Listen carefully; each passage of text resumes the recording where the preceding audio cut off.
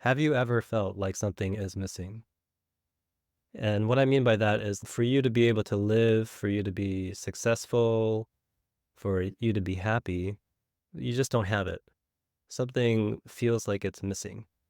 Or you might have some sense that you don't have what it takes to live a life without anxiety.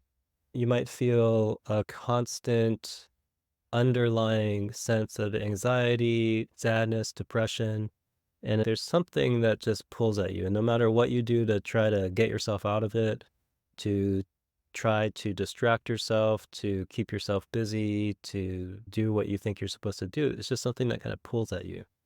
And sometimes it's more noticeable than others, but it's always there.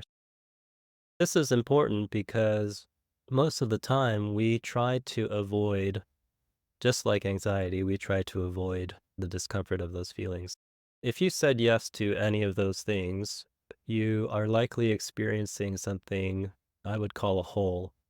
And that really just means that you've lost contact with some fundamental part of yourself, some essential aspect of who you are that you actually need to be able to function fully in the world and engage fully in the world.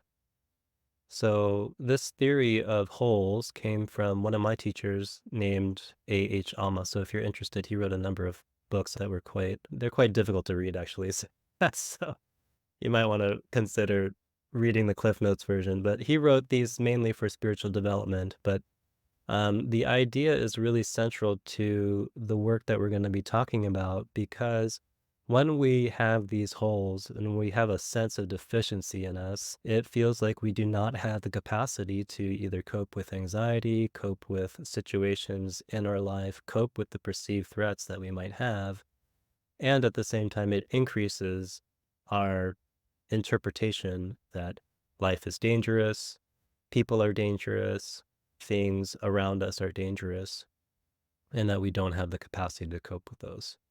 So, again, just as a reminder, when I'm referring to a hole, it simply means that we have lost awareness of something essential in us, something that's an inherent part of who we are.